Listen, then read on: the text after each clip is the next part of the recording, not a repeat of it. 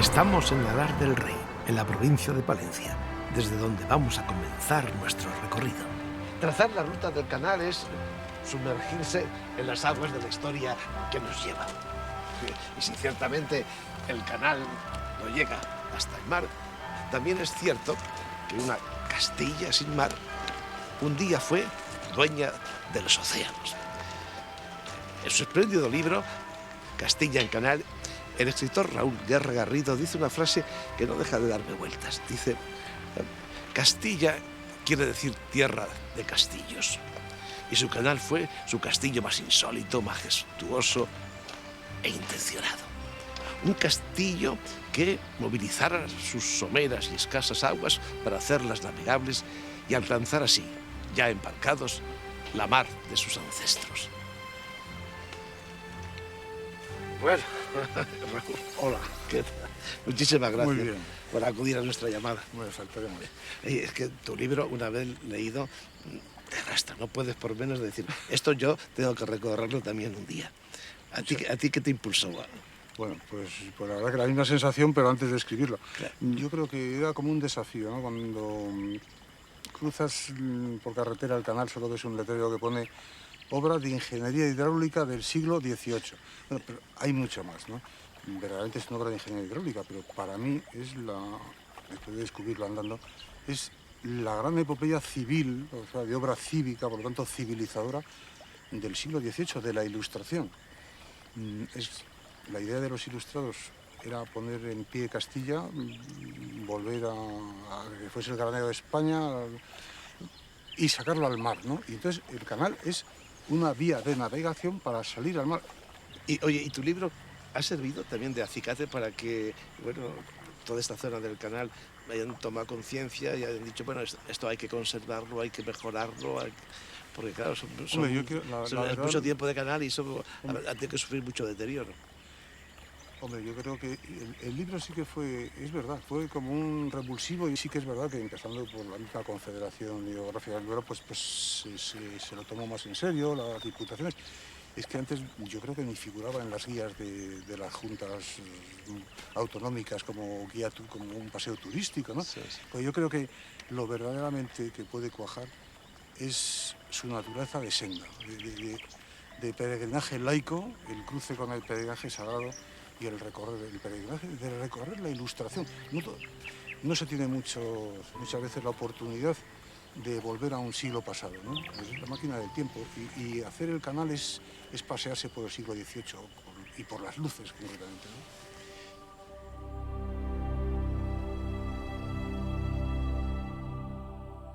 El 25 de septiembre de 1759, a base de pico y pala, se iniciaron las obras del ramal del norte aquí, en Alar del Rey. Fundada en 1657, debe su existencia a la construcción del canal. Alar, por tanto, nació y creció con él y hoy es la única villa de repoblación que sobrevive. Algunas fuentes dicen que el epíteto del rey se debe al rey Carlos IV, quien ordenó poblar el curso del canal y dar a Alar el título de villazgo.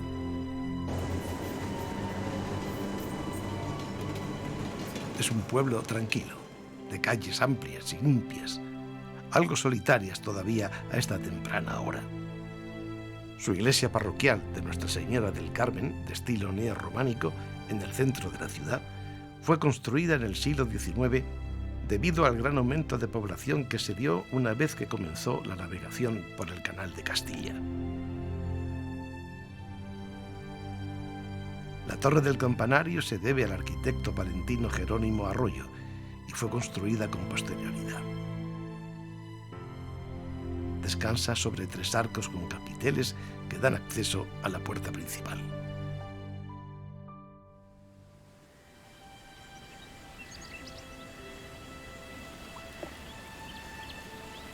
Aquí, en el estrecho de Nogales del río Pisuerga, junto a un parque, la carretera y la vía del ferrocarril, comienzan la historia y la aventura del canal.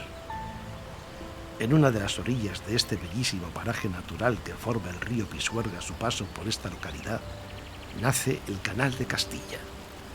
De aquí es de donde toma el agua.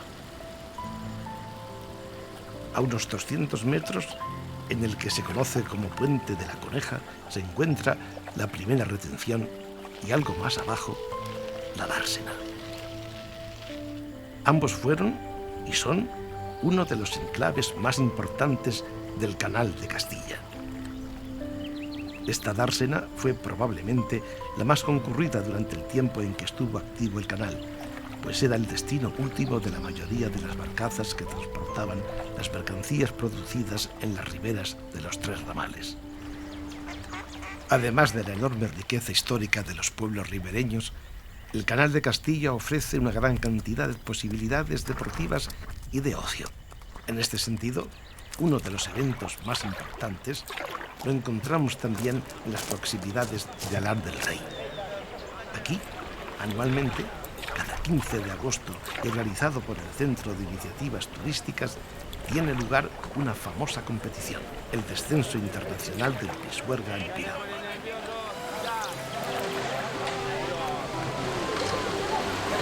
Declarada de interés turístico nacional. Unos 200 palistas y alrededor de 170 embarcaciones recorren una vez al año los 17 kilómetros que separan el puente de Olleros del de Alar del Rey. La fiesta concluye con una comida campestre en los campos del Soto, en este caso la degustación de una singular paella.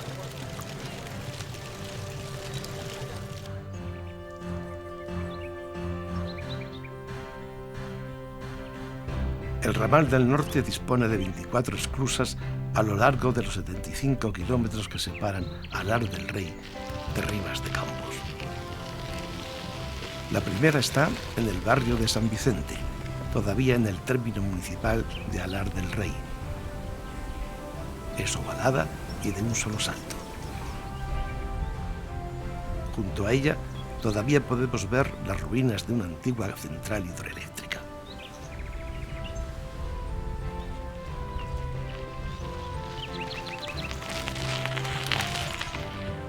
Un kilómetro y medio aguas abajo, la esclusa número 2 de este ramal del norte nos sitúa en San Quirce, un pequeño barrio de casas de barro y piedra con el encanto de las antiguas ventas de Castilla la Vieja, con una iglesia parroquial dedicada a San Miguel de estilo románico del siglo XII. Desde esta ermita dedicada al Cristo, de románico tardío, situada en un cerro próximo al pueblo, el inmenso panorama nos ofrece una de las vistas más extensas del paisaje del canal. Al fondo, la montaña palentina y a su derecha, la histórica Peña Amaya, en la actual provincia de Burgos, una atalaya que albergó una de las míticas ciudades cántabras poblada por los antiguos blendios. Visto a lo lejos, bañado por el sol, el canal ofrece un espejismo, una larga cinta plateada que fertiliza la vega.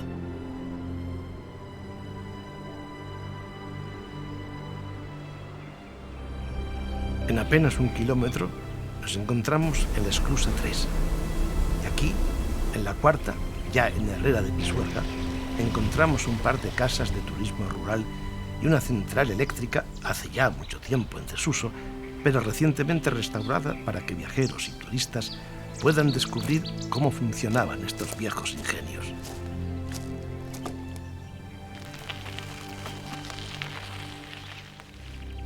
Seguimos la trayectoria del canal por el camino de Sirga, rebasando las esclusas 5 y 6, separadas por poco más de 1 kilómetro. En esta última se ha recuperado una de las casas del esclusero y se le han puesto las compuertas, adaptándola para la navegación, pues hasta ella llega la embarcación de recreo Marqués de la Ensenada, que parte del embarcadero de Herrera de Pisuerga. Un lugar idóneo para hacer un alto en la ruta del canal. Aquí, el viaje al pasado se hace más intenso. Los romanos permanecieron largo tiempo en Herrera. La llamaron Pisoraca. En el exterior del aula arqueológica se representa una calzada con biliarios que, además de la distancia entre dos puntos, nos dicen qué emperador gobernaba en la época. Sucesivas excavaciones han revelado vestigios arqueológicos que dan testimonio del paso de la Legio IV Macedónica dentro del periodo de las guerras cántabras por esta ciudad palentina. El aula muestra réplicas de cerámica romana. También los juegos que abundaban en las tabernas, como tres en raya, pavas o dados. A diferencia de otras ciudades palentinas, ciudades de meseta, Herrera de Pisuerga nos avisa con sus empinadas cuestas de la proximidad de la montaña. Su plaza mayor, típica castellana de soportales, conserva un buen número de edificios antiguos. La ciudad, cuyo conjunto urbano fue declarado de interés cultural en 1990, se conformó como burgo durante la Edad Media. De las antiguas puertas de la muralla de la villa solo se conserva esta, la Puerta Nueva. Esta puerta es una construcción extraordinaria de mediados del siglo XVI y ahora, restaurada, podemos contemplarla en todo su esplendor.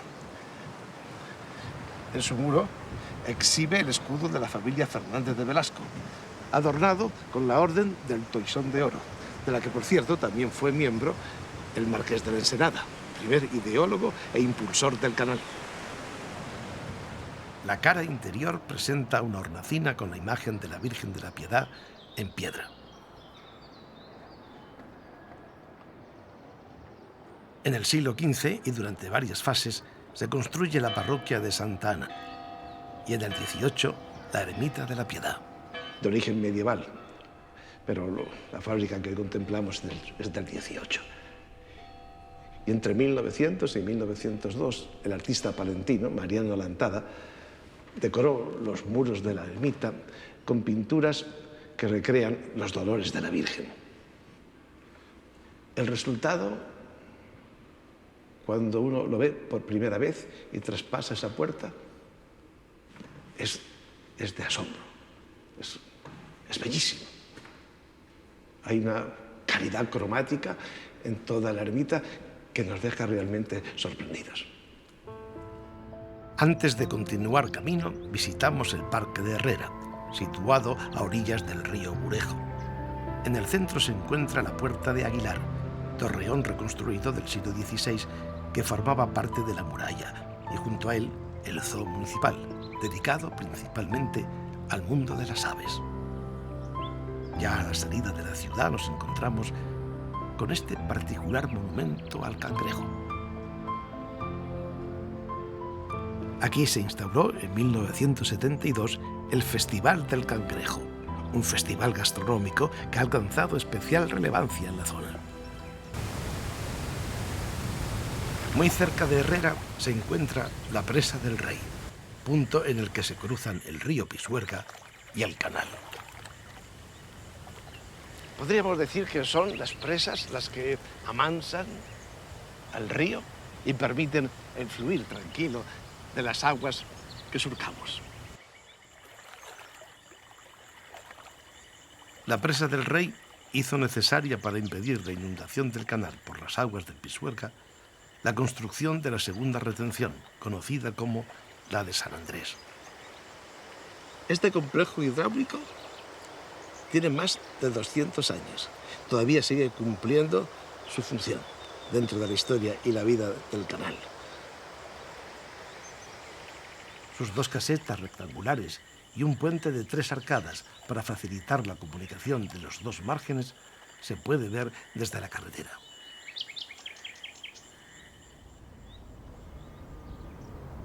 Aquí existe un área de descanso, un centro de interpretación en lo que fue la casa del barquero, donde uno puede enterarse de la historia del Canal de Castilla desde el siglo XVIII, y un embarcadero donde embarcarnos en el Marqués de la Ensenada y darnos un paseo disfrutando del paisaje y de las especies protegidas que lo pueblan.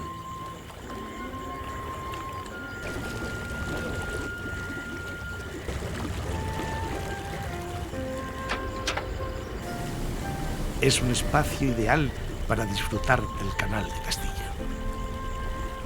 Aquí, al igual que en Alar, existen centros deportivos y de ocio que ofrecen opciones para disfrutar de la naturaleza, como piragüismo o paseos en bicicleta o a caballo.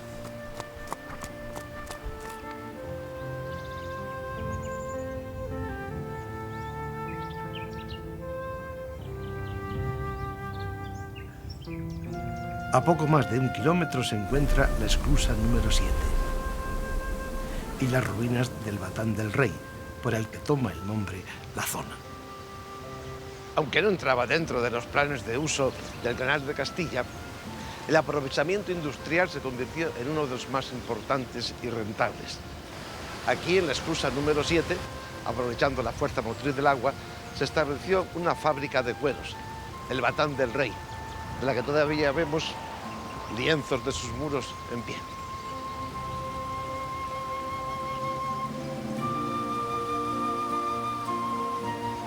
Este batán comenzó a funcionar en 1793 y aquí se formó otro de los pequeños pueblos que nacieron al amparo del canal y en el que llegaron a vivir más de 15 familias. Desde el camino de Sirga, completamente llano, podemos ver los pequeños pueblos que quedan a un lado de la carretera que conduce a Palencia. Encontramos la esclusa número 8 sin pretil a ambos lados del puente. La distancia entre esclusas en este tramo del canal es pequeña. Enseguida encontramos este viejo edificio, que en su día albergó una fábrica de harinas y una pequeña central eléctrica que suministraba de energía a la fábrica y a la pequeña población que se había establecido alrededor de la fábrica. Hoy día ya no está la fábrica, pero la central eléctrica sigue funcionando.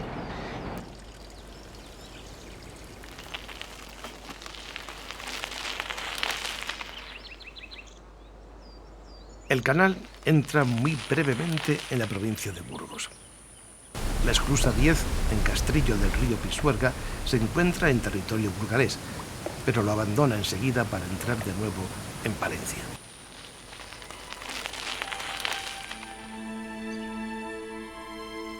Frente a este páramo está la iglesia parroquial de Nuestra Señora, en Olmos de Pisuerga, un pequeño municipio perteneciente al Ayuntamiento de Herrera, cuya única institución política se reduce en la actualidad a una junta vecinal, y en el que se encuentran las esclusas 11 y 12.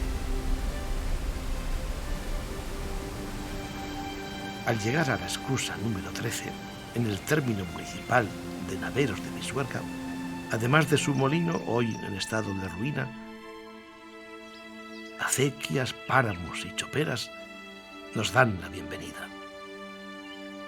En esta localidad, muy cerca ya de Melgar de Fernamental, se levanta una iglesia románica y gótica en honor de San Martín de Tours.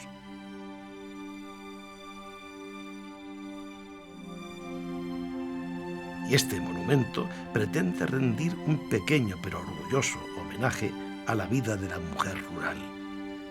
La pieza de Román García se erigió en el año 2006. Naveros es frecuentada por caminantes que hacen la ruta del canal a pie.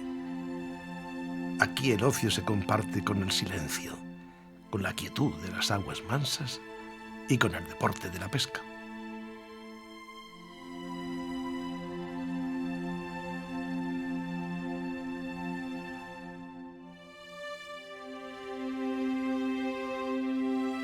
Una vez rebasada la esclusa 14 en San Llorente de la Vega, el camino, nuevamente en Burgos, nos ofrece algunos kilómetros de vía verde, junto a magníficos páramos que continúan invitándonos a la práctica del senderismo o al sencillo y tranquilo paseo.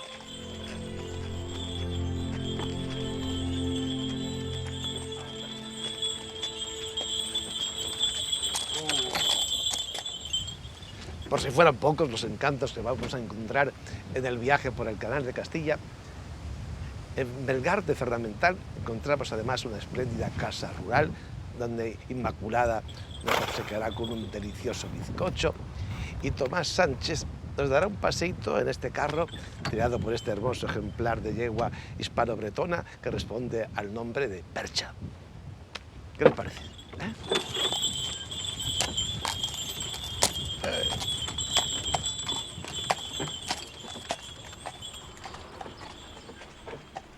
Melgar de Ferramental conserva un valiosísimo patrimonio histórico-artístico encabezado por este majestuoso edificio renacentista que hoy alberga al ayuntamiento y la monumental iglesia de la Asunción, construida entre los siglos XV y XVI según el modelo gótico tardío. El nombre de Melgar podría tener origen celta, hebreo, romano o visigodo. No hay consenso al respecto. La primera documentación escrita pertenece a la repoblación de la villa bajo el dominio de Fernán de Armentález, allá por el año 950. La industrialización llega a la villa en el siglo XVIII. En 1768, el prior del Consulado del Mar y regidor de Burgos, Antonio Tomé, establece aquí la Real Fábrica de Curtidos a la Inglesa, que pronto alcanzará una importante y merecida fama en toda España, gracias, entre otras cosas, a las posibilidades comerciales que ofrecería algún tiempo después el Canal de Castilla. Semejante a una catedral, la iglesia de la Asunción cambió el modelo de planta de cruz latina por el de planta de salón, dando como resultado este grandioso edificio que con su altura, longitud y anchura domina todo el centro de la ciudad. La portada sur, flanqueada por pináculos góticos flamígeros y con arquivoltas repletas de estatuas de ángeles, es obra del siglo XVI de estructura gótica muy tardía. En su interior, piezas muy interesantes. El retablo barroco, con la imagen de Santa María la Menor, gótica, y el tabernáculo de finales del siglo XIV. Ambos bellísimos, piezas de un valor incalculable, bellísimas.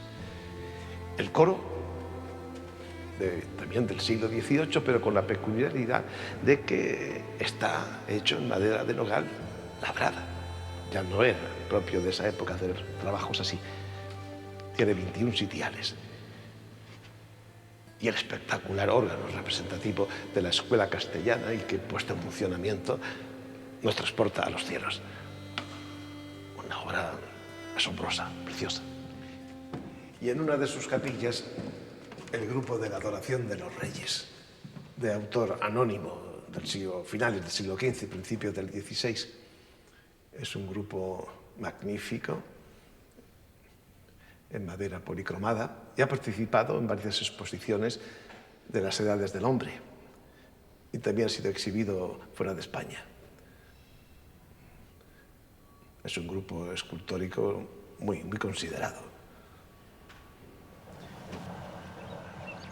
Al igual que en Herrera de Pisuerga, en Melgar de Ferramental tenemos la posibilidad de hacer otro viajecito en barco, y por supuesto no la hemos desperdiciado. Así que aquí nos tienen a bordo del San Carlos de Abánades, metidos en el Canal de Castilla, intentando dar rienda suelta a nuestra imaginación, atravesando lo que nuestra fantasía nos quiera proponer. En el viaje podemos ver un vídeo que nos informa de la historia del canal. Y el capitán, muy amable, si alguna pregunta se nos ocurre durante el trayecto, nos responderá a ello muy amablemente. Y ya estamos ante el precioso puente de Carre Calzada.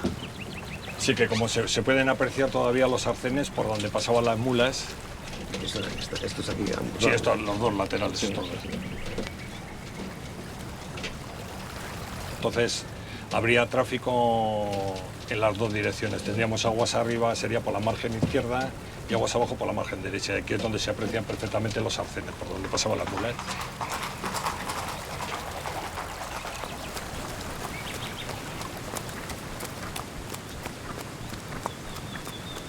El Carlos de Abánades navega también por el acueducto sobre el río Valdavia, una de las obras que merece la pena que nos acerquemos hasta su pie para contemplar in situ la espléndida estructura de esta notable muestra de talento y pericia tan característica del canal. Estos acueductos se construyeron para que el cauce del canal pudiera sortear ríos o barrancos. Este se alza a unos 3,5 metros sobre el río Valdavia. Los ingenieros Carlos Lemor y Antonio de Ulloa, una vez salvadas sus diferencias de criterio, iniciaron la construcción de este acueducto. Las obras tardaron 5 años, pero el resultado ha merecido la pena. Y por encima, ahora, el barquito que nos lleva en un paseo delicioso por las aguas del canal. El embarcadero se encuentra junto a uno de los antiguos almacenes del canal, rehabilitado como albergue.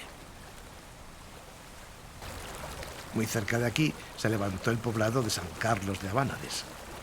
Pero San Carlos de Abánades fue barrido como por el viento de la historia y hoy solo quedan como tímido testimonio de aquel fugaz asentamiento una almenara y una arqueta a la que los vecinos de Abánades han bautizado con el nombre de El Hueso.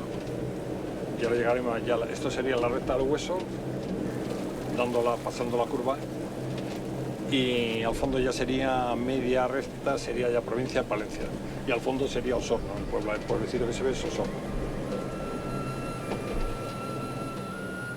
Osorno la Mayor se encuentra en un cruce de caminos entre los campos mesetarios y los valles que descienden desde las montañas de la cordillera Cantábrica. Los restos de los primeros pobladores de Osorno se remontan al Paleolítico. En el año 1558, el militar español García Hurtado de Mendoza y Manríquez, gobernador de Chile y virrey del Perú, fundó en la región de los Lagos de Chile una ciudad con el nombre de San Mateo de Osorno. ¿Y que lo hace en memoria de su abuelo o...? Sí, claro. En memoria de su abuelo, que era el conde de Osorno. Y ese personaje histórico tiene una aventura también con Alonso de Ercilla, otro personaje histórico. ¿Cómo fue esa historia? Bueno, Alonso de Ercilla era un capitán que iba con la tropa de Hurtado de Mendoza. Era poeta, vallisoletano, y tuvo ese desafío a consecuencia de diferentes puntos de vista con los caídos. Uno que había que rematarles y el otro que, claro. El que quería dar caña era Hurtado de Mendoza. Claro. Y Alonso de Ercilla era más piadoso. ¿Cómo? Y tal reto tuvieron que le condenó a muerte. Y ya le iban a sentenciar a guerra civil.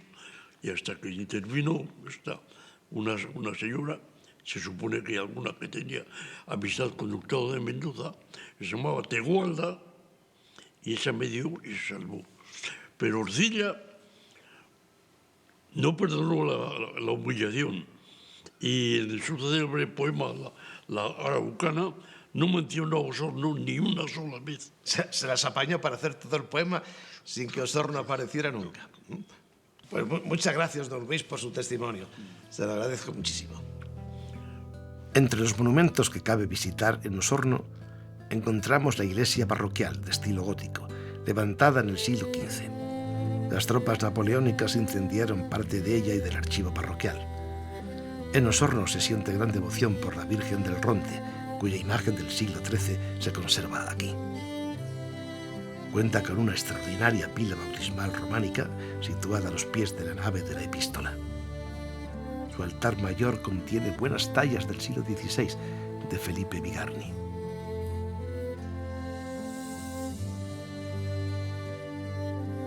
La Casa del Hierro, el edificio más suntuoso de la villa que data del siglo XVII, reconvertido en ayuntamiento del municipio. Todavía conserva un precioso patio porticado y en el chaflán el escudo con los blasones del antiguo linaje que tuvo aquí su morada.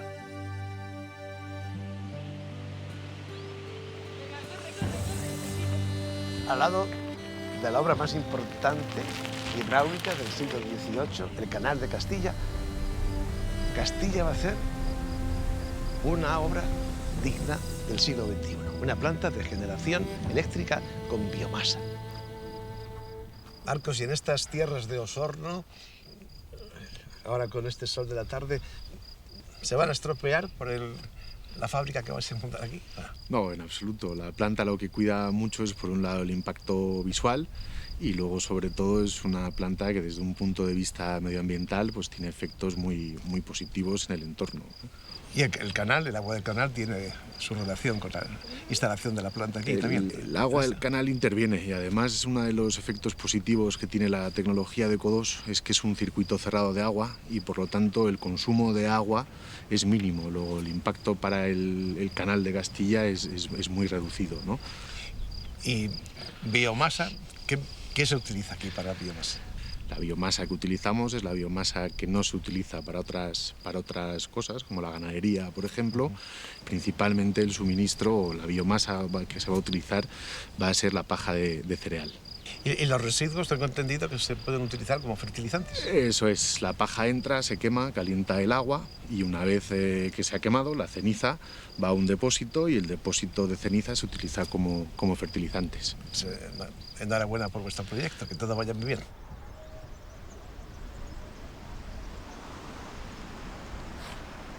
Esta es la esclusa número 15, una esclusa ovalada a la que los pescadores le llaman la charca.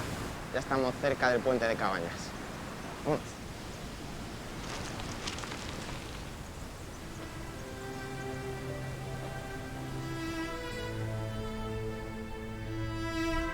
Antes, a 2 kilómetros de la esclusa, nos encontramos con un bonito acueducto de 3 ojos, el de la Vallarna.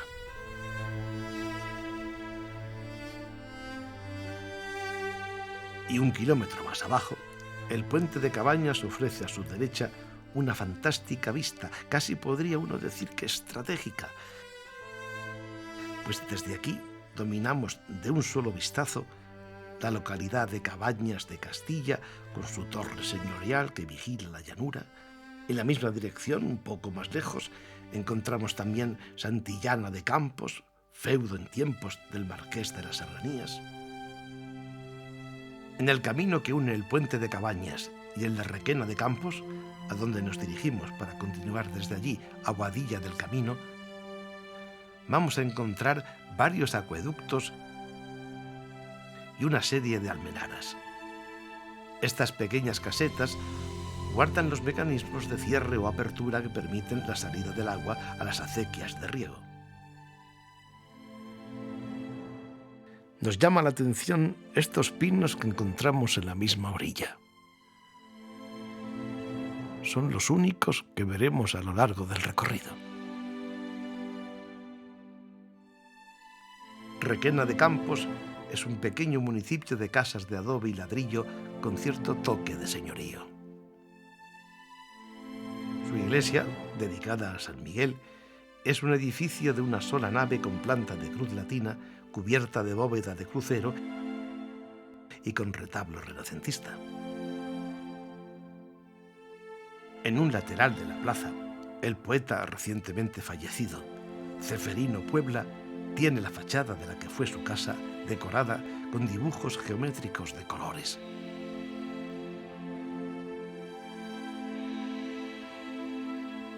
En el camino entre Requena de Campos y Boadilla del Camino, antes de llegar a la esclusa número 16, nos encontramos con la charca de Valdemorco, una laguna en la que podemos observar diversos tipos de aves. Como la mayor parte de los humedales anexos al Canal de Castilla, se creó al encontrarse un arroyo antiguo, un talud que ejerce de barrera y que hace que se acumulen estas aguas que con las décadas de permanencia han generado un entorno de una naturalidad bastante importante para gran cantidad de aves acuáticas, tan emblemáticas como el aguilucho lagunero o la garza imperial. Es una laguna sobre la que se ha trabajado muy duro para conseguir conservar y mejorar ambientalmente dentro del proyecto Life Naturaleza Canal de Castilla, y además supone un entorno a nivel turístico de gran interés en un lugar como Tierra de Campos que bueno, pues carece de arbolado, carece de zonas húmedas y se trata de un entorno más austero.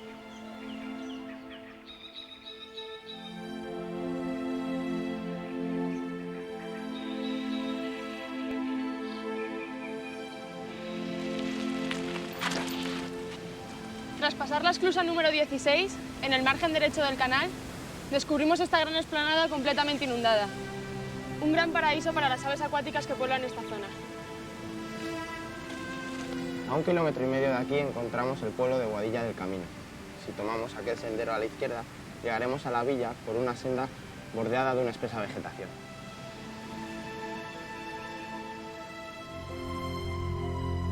Boadilla significa pastizal de bueyes y del camino tiene que ver con el Camino de Santiago.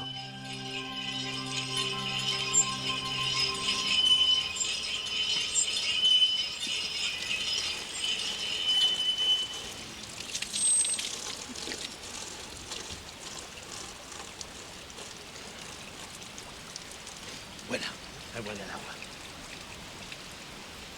Este es un sitio mágico. El brazo lo tengo un poquito lesionado y sin embargo he podido mover la rueda y el brazo como si estuviera bueno. Fantástico, ¿no? Y es que efectivamente yo creo que es mágico. Se dan aquí una serie de fuerzas. Hay el Camino de Santiago, que pasa justo ahí, el Camino de Santiago. Este manantial que viene desde las montañas, no sabemos de dónde, es una fuente que ya tiene muchísimos años. Tiene un curioso mecanismo. Aquí dentro hay una noria con unos vasitos de acero inoxidable que al mover la rueda van cogiendo el agua, la echan en un recipiente y rebosa por el caño. Y justo aquí, un arroyo que es un hijillo del Canal de Castilla. Nace del agua del Canal de Castilla. Y al fondo, la iglesia, vigilante y protectora. Y un ruido especial del viento en los chopos. Desde aquí, el Camino de Santiago y el Canal de Castilla comparten ruta hasta Fromista. En la plaza, entre el albergue y la iglesia, se puede ver el pináculo del rollo en el que me encuentro.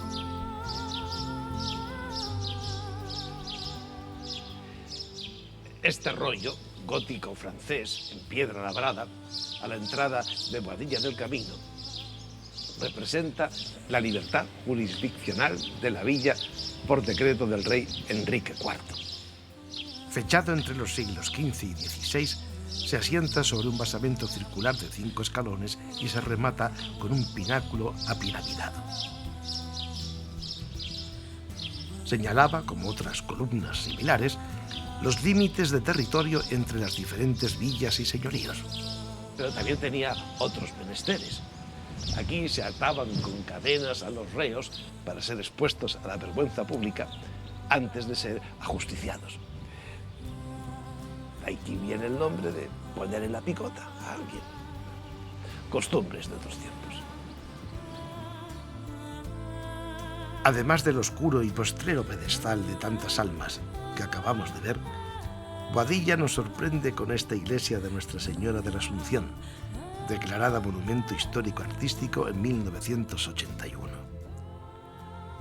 La iglesia fue construida entre los siglos XV y XVI sobre una iglesia anterior, románica o protogótica, de la que todavía quedan algunos restos en la base de la torre actual.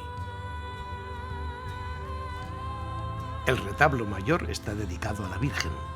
Fechado en 1548, es obra de 3 escultores, Juan de Cambrai, Pedro de Flandes y Mateo Lacrín, aunque de orígenes diversos, todos residían en la Palencia de la época. En la nave dedicada al Evangelio encontramos este retablo del siglo XV que contiene, entre otras tallas, este Ecce-Homo, Cristo atado a la columna, de Manuel Álvarez. En la misma nave se encuentra este Calvario del siglo XIII llamado Cristo de San Miguel, por haber pertenecido a la iglesia del mismo nombre. El retablo neoclásico de la nave de la epístola está adornado con un relieve de la Virgen María entregando un rosario a Santo Domingo de Guzmán, fundador de la Orden de Predicadores, o dominicos. La pila bautismal, de estilo románico ojival, es del siglo XIII y presenta una serie de runas célticas, esvásticas, rosetas y símbolos solares propios de los canteros constructores de las iglesias medievales y que al parecer fueron el origen de la Orden de los Caballeros Templarios. Las 12 columnas que rodean la pila implican simbólicamente a los 12 apóstoles, que son, a su vez, soporte de la Iglesia. Fromista es una de las paradas más importantes del recorrido. Durante el dominio visigodo, la villa fue arrasada por los musulmanes. Resurgiendo durante el siglo XI gracias al camino francés hacia Compostela, cuya ruta fija aquí el final de su sexta etapa. Pues en este enclave tan especial no podía por menos que ocurrirnos algo realmente especial. Encontrar un peregrino japonés, el señor Yoshi. ¿Desde cuándo viene usted a hacer el camino de Santiago? Esta vez yo empecé a hacer el camino desde Saint-Jean-Pied-de-Port, Francia. Y desde allí continuamos el camino hasta llegar a Pamplona. Y ahora viene usted desde Alar, viene bordeando todo el canal de Castilla hasta aquí, ¿no? Hasta aquí, eso es. Me encanta mucho este canal, ¿eh? Es bonito, ¿verdad? El señor Yoshi tiene 73 años. Exacto. Si siguiéramos su ejemplo, sería fantástico. Estaríamos así de joviales, de fuerte. ¿Y qué hace? ¿Usted siente como una llamada espiritual que hace que siga usted viniendo aquí a España a hacer este camino? ¿Motivo? Sí. Mira, es espiritual espíritu también. Y yo no católico, sino soy budista. Pero mientras camino, algunas veces muy semejante. Concentración, meditación, ¿no? Y mientras caminamos, encuentro a mí mismo y diálogo con mí mismo, porque atrás nadie, ¿no? Yo camino. Pero mira, me ayuda el Señor de arriba, ¿eh? Señor de arriba. Eso es para todos. No solo Eso es para todos. mí, para todos los peregrinos que caminan ruta jacobea. Yo no siento solitario nunca. Pues le deseamos de verdad que tenga usted un feliz recorrido hasta Santiago. Gracias, amigo. Muchísimas gracias. Gracias. En el camino nos encontraremos. Muy bien. Muchísimas gracias. Despedimos al señor Yoshi.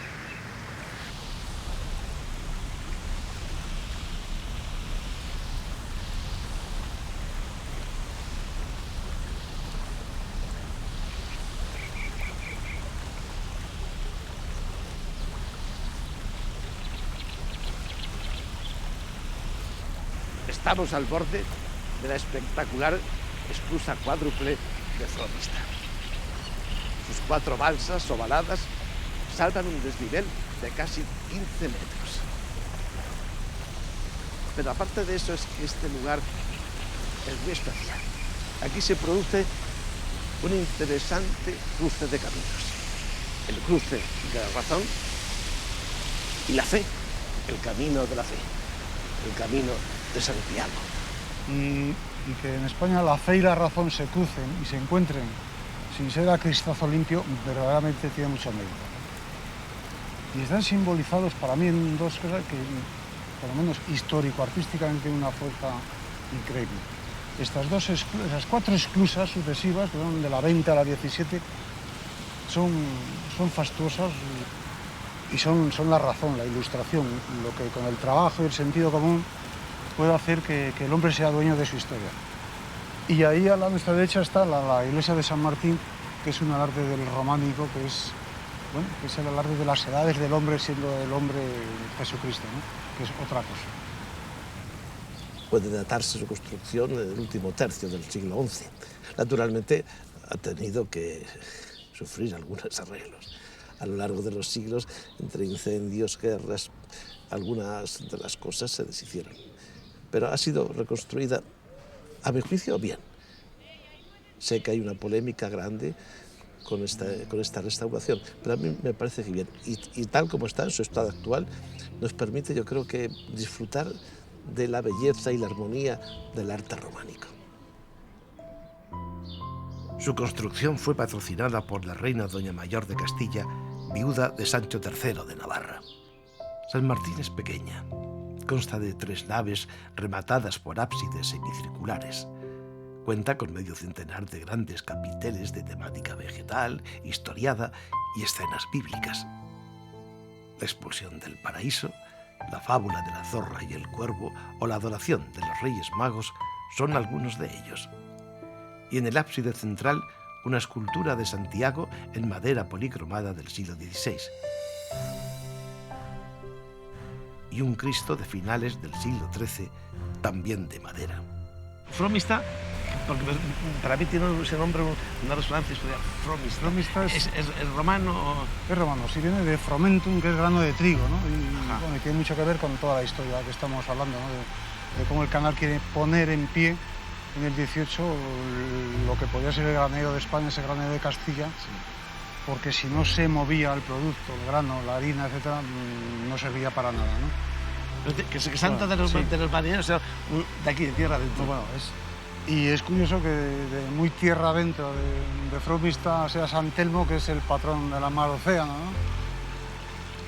Esta es la estatua de Pedro González Telmo. San Telmo, santo patrón de navegantes, evangelizador de las costas gallegas, que con un candil del crucifijo hacía milagros ante la inminencia del naufragio. Entre navegantes se conoce como fuego de San Telmo un extraño fenómeno que se produce en las tormentas en forma de ráfaga de luz sobre los postes metálicos de las embarcaciones. Y en su memoria, la tierra que le vio nacer elabora unos deliciosos dulces, las rosquillas de San Telmo. Hay que llevárselas de recuerdo.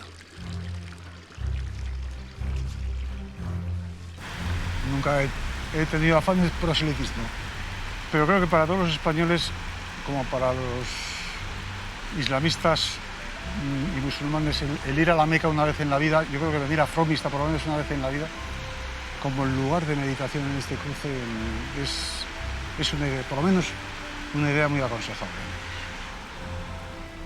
Fromista cuenta con otras joyas monumentales, como el templo de Santa María del Castillo, con su torre de 3 cuerpos de finales del siglo XVII. Hay referencias documentales desde 1206, aunque el edificio actual corresponde al siglo XVI, en cuyas bóvedas estrelladas, sobre esta preciosa escalera, trabajó Juan de Arce el Joven.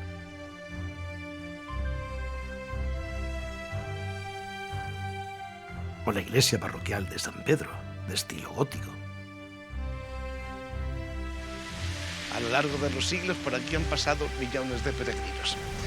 Y en este lugar se han detenido para descansar un poco las piernas, disfrutar de la belleza de este paisaje y seguir el viaje.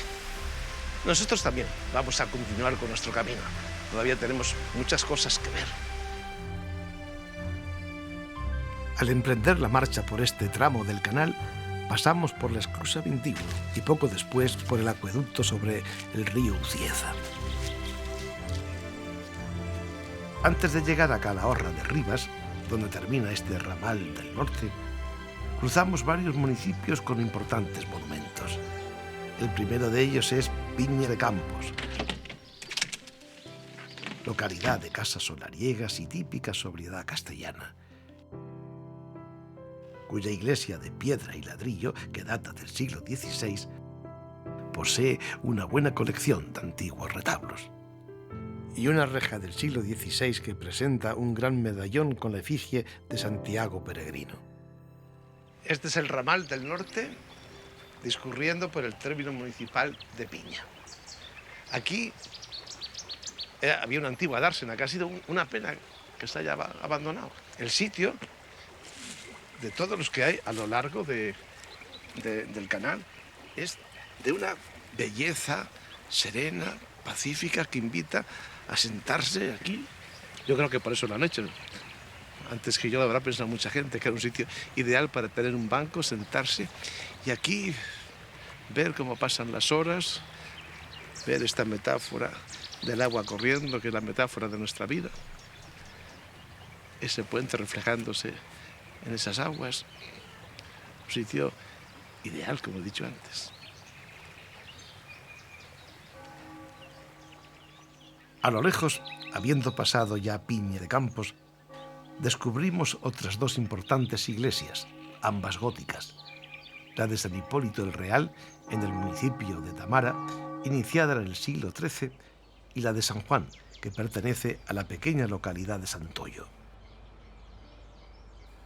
Su torre de 5 cuerpos o su portada plateresca nos habla de su elegancia. Es conocida como la noble villana, noble por su señorío y villana por estar situada en esta humilde villa de Labriegos. Y allá al oeste encontramos las dos Amayuelas. Amayuelas de abajo y Amayuelas de arriba, con sus fuentes e iglesias románicas. En la de abajo, la de San Vicente, y en la de arriba, la de Santa Colomba, que data de principios del siglo XIII. Desde este puente, el de Bezana, podemos ver la charca que lleva su nombre, tan solo a 2 kilómetros de Amusco, un pueblo de tierras pardas que fue en su día asentamiento judío. La enorme iglesia de San Pedro, que data del siglo XVI, es conocida en la comarca por el nombre de El Pajarón de Campos, debido precisamente a su monumentalidad. El templo conserva 2 fachadas con relieves esculpidos, una tardorrománica y otra protogótica, que convierten a esta fantástica iglesia en una suerte de bisagra entre 2 tiempos sucesivos.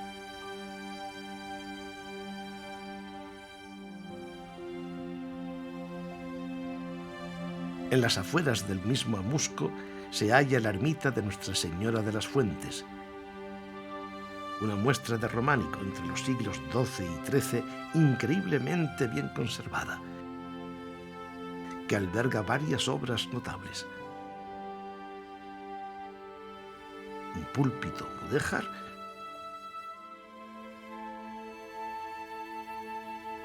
un retablo mayor barroco con la imagen de la Virgen de las Fuentes y varias esculturas góticas.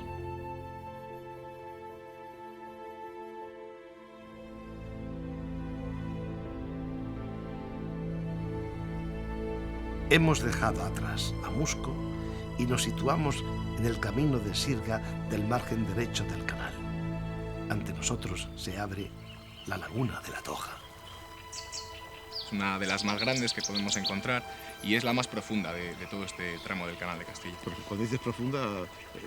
Estoy hablando de una profundidad considerable, son cerca de unos 10 metros en su punto más profundo. Sí, sí. Oye, oigo un ruido como si el agua estuviera corriendo. Sí. ¿Qué pasa? Nos encontramos en una de las singularidades que te comento de estos humedales. Esta laguna tiene muchas de ellas. Vierte agua al Canal de Castilla. Es una de las pocas, de las poquísimas, solamente hay 2 o 3 que vierten agua y en este caso, al tener aguas permanentes durante todo el año, es un tributario continuo de este Canal de Castilla. Ajá. Y aquí habrá mucha cantidad de peces y de aves. Sí, ahora la verdad que estamos en una época muy bonita del año, es plena primavera. Los peces están cebados completamente a los insectos, las aves palustres, las aves paseriformes, son las que muy buenas, nos están enriqueciendo la mañana con sus bellos trinos y es un momento de felicidad y de alegría para toda esta comunidad biológica. ¿Alguien se dedica a coger peces aquí o no? Ya no. Históricamente ha sido una actividad muy practicada en esta laguna. Había varias familias de los pueblos cercanos que se dedicaban exclusivamente a la pesca. Llama la atención, pescadores en plena tierra de campos. Bueno, pero ahora mismo, a mí me llama la atención que queríamos hacer navegable Castilla, hacer un mar dentro de Castilla, menos que haya pescadores. Sí, son cosas curiosas que llaman mucho la atención. Lo que pasa es que ahora, al ser un humedal catalogado, pues está prohibida la pesca en este humedal. Porque luego, Tato, ¿qué cantidad de aves acuáticas hay? Pues nos podemos encontrar un montón de ellas, dependiendo de que sean migratorias, de que sean estivales, sedentarias o simplemente en paso, pues podemos encontrar cerca de 80 o 100 especies de aves, ligadas a zonas acuáticas, a zonas húmedas o no tan ligadas, pero de entornos próximos como los agrícolas o los forestales. Siguiendo la ruta por el camino de Sirga, llegamos a Calahorra de Ribas.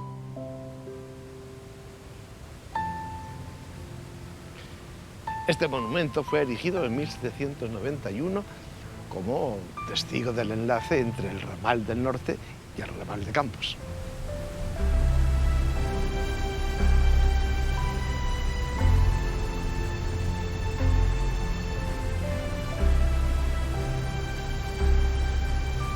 Calahorra es uno de los lugares más bellos y emblemáticos del Canal de Castilla. Su triple esclusa para salvar este enorme desnivel tiene restauradas las compuertas que la habilitan para la navegación. Aquí termina, pues, nuestro viaje por la ruta del ramal del norte del Canal de Castilla.